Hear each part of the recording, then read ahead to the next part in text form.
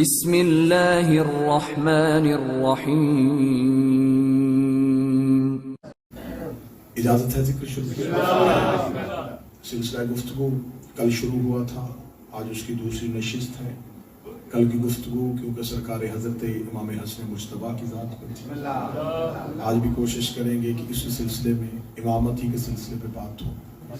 میں نے آپ کے سامنے اللہ کے قرآن سے آیا کریمہ تلاوت کی جس میں خداوند متعال ارشاد فرمایا یا ایھا الذین آمنوا، اے وہ لوگو جو صاحبان ایمان، اتقوا اللہ، تقوی اختیار کرو، پرہیزگاری اختیار کرو، وکونوا مع الصادقین، اور صادقین کے ساتھ۔ اللہ یہ مطالبہ کر رہا ہے ایمان والوں سے، اللہ کافروں کو نہیں کہہ رہا، مشرکین کو نہیں کہہ رہا، اللہ نے مخاطب ہی ایمان والوں کو کیا۔ اور خدا جب کسی کو مخاطب کرتا ہے تو خطاب انہی سے ہوتا ہے۔ یہاں خدا نے کافرون کا لفظ استعمال نہیں کیا، یا ایھا الذین آمنوا، اے وہ لوگوں جو ایمان لے آئے ہو، پہلی ڈگری پہلا درجہ تم ایمان پا چکے ہو۔ اتقوا اللہ، متقی ہو جاؤ، پرہیز کرو، بچو کسی بڑے گناہ سے، اور جب اس سے بچ جاؤ تو پھر سچوں کے ساتھ ہو جاؤ۔ اللہ خطاب کر رہا ہے ایمان والوں سے۔ اس کا مطلب اللہ کی نظر میں کچھ ایسے لوگ ہیں جن کے پاس ایمان ہے لیکن وہ سچوں کے ساتھ ہیں۔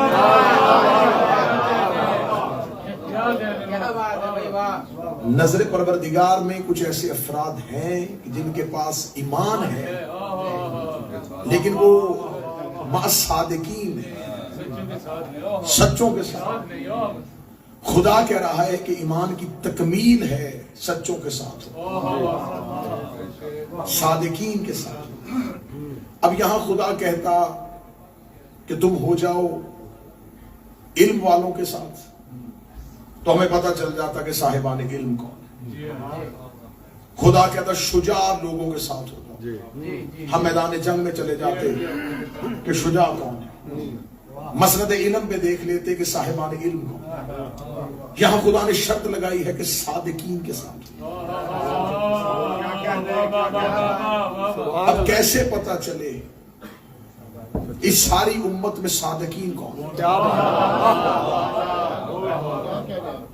جھوٹا بھی کبھی یہ کہ نہیں کہتا کہ میں جھوٹ بول رہا ہوں۔ یہاں لوگ قسم کھا کے جھوٹ بولتے ہیں، تو کیسے پتا چلے کہ سچے کون ہیں؟ کیونکہ سچائی تو انسان کی باطنی صفت کا نام ہے۔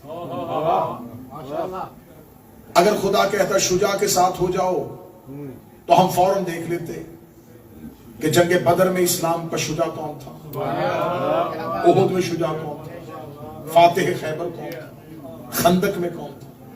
خدا صاحبان علم کہہ دیتا، ہم فوراً دیکھ لیتے علم پہ خطبے دینے والا کون تھا، لوگوں کو سکھانے والا کون تھا۔ یہاں خدا صادقین کا لفظ استعمال، تو صادقین کے لیے ہمیں قرآن میں ڈھونڈنا پڑے گا کہ کوئی ایسی جنگ ہے جو صرف سچائی پہ ہوئی۔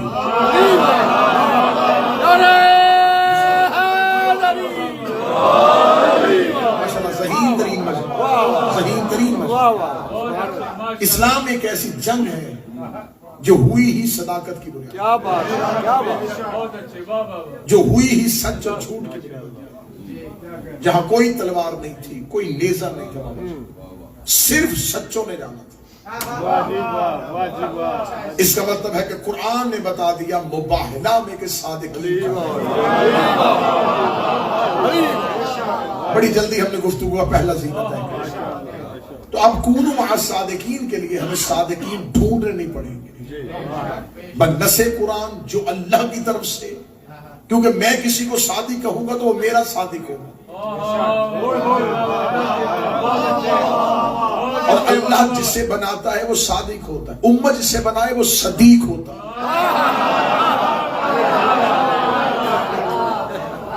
اردو زبان بڑی قلیل زبان ہے، اس میں الفاظ کی بڑی قلت ہے، تو اردو کے ہاں صادق سچا، صدیق سچا، تو لفظ اللہ نے قرآن میں دو رکھے، صدیق بھی رکھا ہے، صادق بھی رکھا ہے۔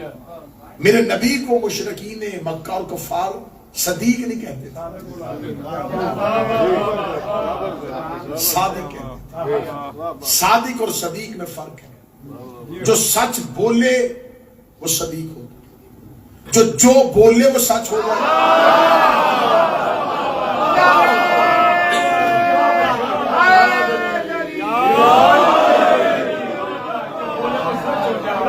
جو سچائی کا انتظار کرے وہ صدیق، حق جس کا انتظار کرے، یہ بولے اور میں ثابت ہو جاؤں، اسے کہتے ہیں صادق۔ تو اللہ نے حکم دیا ہے کہ صادقین کے ساتھ ہو جائے۔ اب رسول اللہ کے بعد جھگڑا ہو گیا ہے کہ صادق کون ہے۔ دیکھیں رسول اللہ کے بعد امت کے پاس 3 طبقے ہیں، اہل بیت رسول، ازواج رسول، اصحاب رسول۔ یہ 3 ایسے درجے ہیں جن سے دین ہم نے لے لیا۔ رسول کے بعد یہ 3 رستے ہیں جس میں مسلمان آ کے بیٹھ گئے۔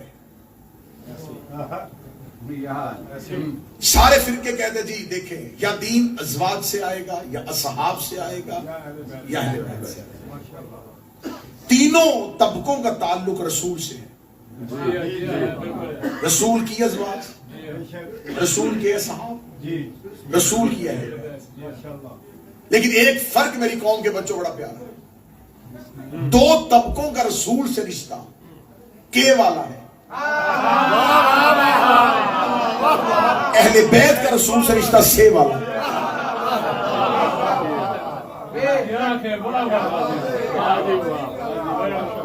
رسول کی بیوی رسول کے ساتھ، علی کے بارے میں کہ نہیں آئے گا، یا علی انت منی، اے علی تو مجھ سے۔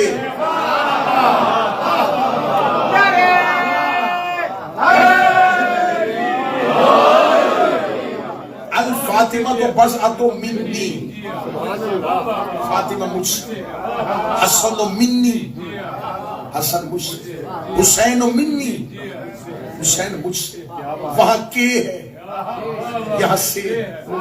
درود کے والوں پہ نہیں ہوتا،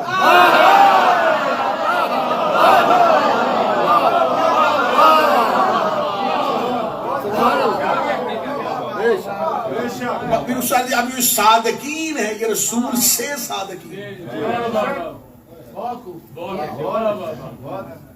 اب اللہ نے نام نہیں لیا اور اللہ نے صرف صفت بتائی صادقین کے ساتھ، اور لوگوں کو بڑا شوق ہے اللہ کی بتائی صفت پہ اپنی مرضی کی شخصیات کو لے۔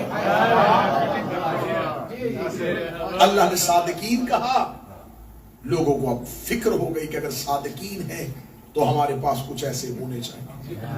میں بڑی کھلم کھلا بات کرنے کا آدمی، مجھ سے یہ پالیسی نہیں آتی، مجھے ڈبل پالیسی نہیں آتی، میں ادھر ادھر کر کے زگ زیگ ہونا آتا نہیں، سیدھی سیدھی۔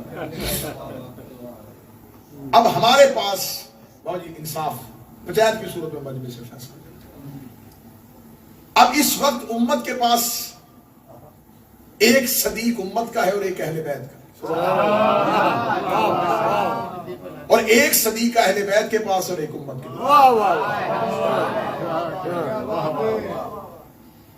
امت کے پاس بھی ایک صدیق اور ایک صدیقہ، اہل بیت کے پاس بھی ایک صدیق۔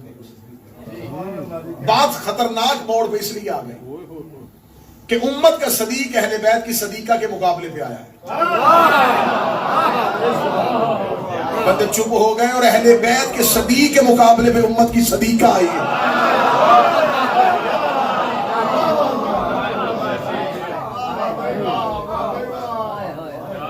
دو مناظر تاریخ کی آنکھوں نے دیکھے۔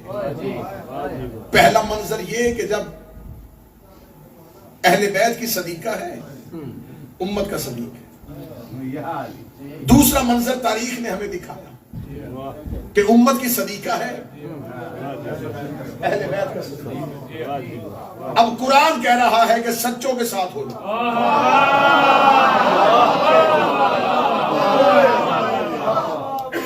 شیعہ سنی لڑائی ہمیشہ کے لیے ختم ہو گئی۔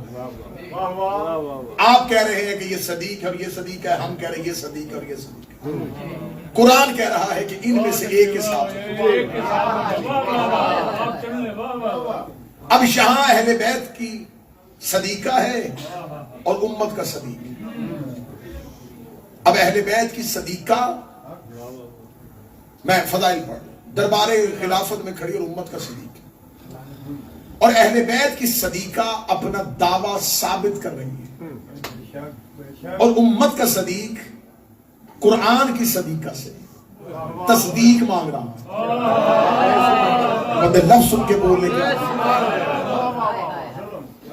ہم نے تاریخ پہ جانا ہی نہیں ہے میرا شیعہ سنی بھائی، ہمیں دیکھنا ہے کہ کیا قرآن کی صدیقہ سے تصدیق کی اجازت ہے۔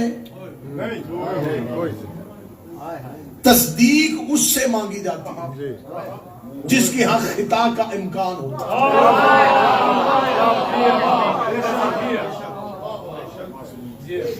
جہاں خطا کا امکان ہو تو اس سے تصدیق مانگی جا رہی ہے، لیکن جہاں اہل بیت، یہ صرف اہل بیت کی صدیقہ نہیں، اس کی صداقت پہ آیت تطہیر کی مہر لگی۔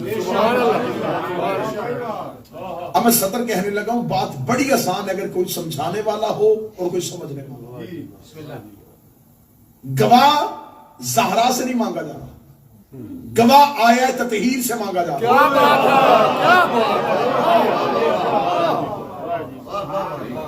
گواہ مانگنا اس بات کی دلیل ہے کہ اسے دعوے پر یقین نہیں، اور جو سامنے کھڑی ہے یہ سوال اس سے نہیں ہو رہا۔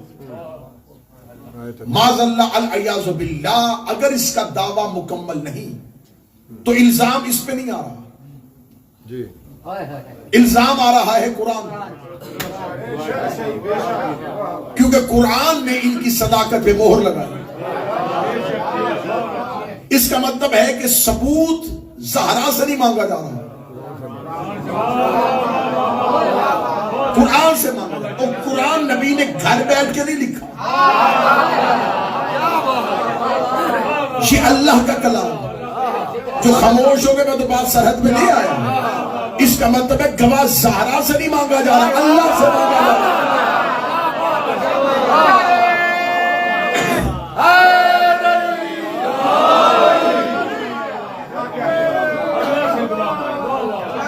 گواہ سیدہ سے نہیں مانگا جا رہا، گواہ اللہ سے مانگا، اور اللہ سے گواہ وہ مانگ رہا ہے جو اللہ کی گواہی دیتے ہیں۔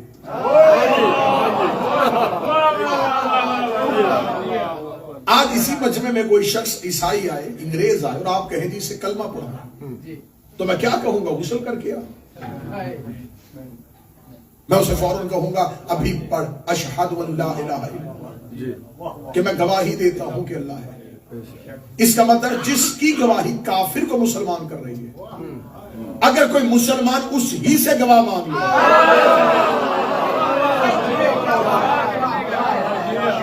اسلام اللہ پہ گواہی دینے سے ملتا ہے، اللہ سے گواہ لینے پہ نہیں ملتا۔